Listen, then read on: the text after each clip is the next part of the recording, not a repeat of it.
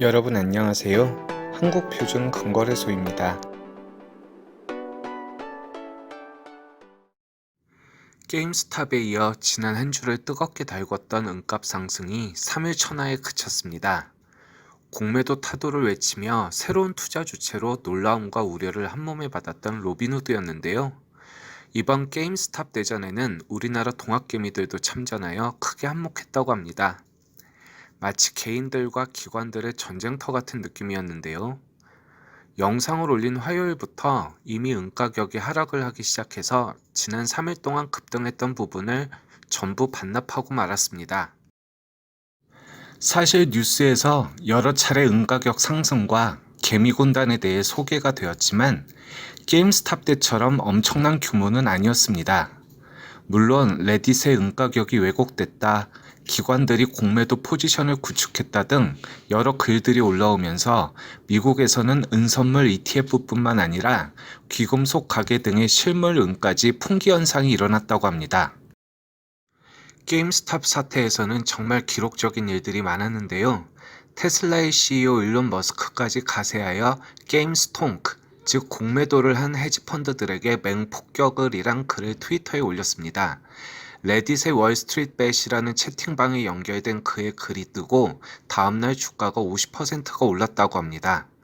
저번 영상에서도 잠깐 언급했지만 초창기 테슬라의 공매도 물량이 엄청나서 주가가 자꾸 떨어지는 바람에 일론 머스크가 마음고생을 많이 했다는 얘기는 유명한데요. 그래서 공매도를 엄청 싫어한다고 합니다.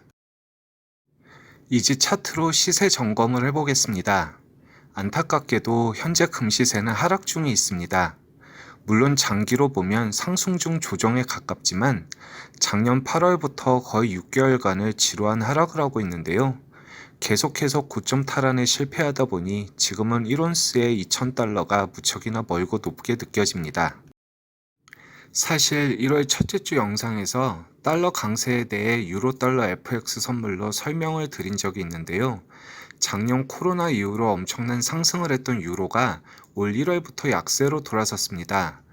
달러 인덱스의 60% 정도가 유로로 구성되어 있기 때문에 결국 달러의 강세와 약세는 이걸로 알 수가 있는데요.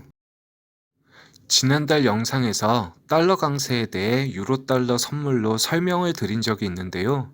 작년 코로나 이후로 엄청난 상승을 했던 유로가 올 1월부터 약세로 돌아섰습니다. 달러 인덱스의 60%가 유로로 구성되어 있기 때문에 결국 달러의 강세와 약세를 이걸로 알 수가 있는데요.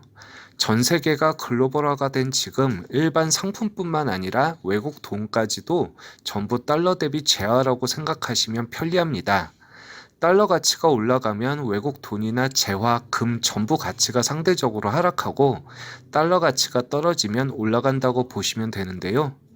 경기 부양책을 통해 장기적인 달러 약세를 예상했기 때문에 전문가들도 금이나 기타 재화의 가격이 오를 것이다라고 예상했지만 일단 현재는 코로나 사태에 대한 공포와 부양책 타결의 딜레이 등으로 안전자산인 달러의 가치가 오르고 있습니다.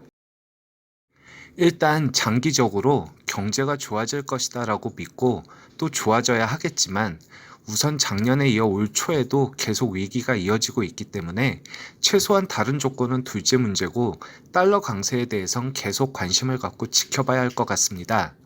물론 상대적으로 은이 금보다 현재 강한 건 사실입니다. 그리고 금과 은의 상관관계가 항상 높은 것도 아니고요. 하지만 큰 경기 사이클 앞에서는 어떤 우량주나 재화도 피해갈 수 없기 때문에 지금은 조금 신중해야 할 때라고 생각합니다. 다음 시간엔 금과 은의 상대적인 상황을 유로와 호주 달러에 빗대서 영상을 올려보려 하니까 많이 시청해 주시기 바랍니다. 구독과 좋아요, 알림 설정은 언제나 큰 힘이 됩니다. 그럼 오늘도 좋은 하루 되시고요. 지금까지 한국표준금거래소였습니다.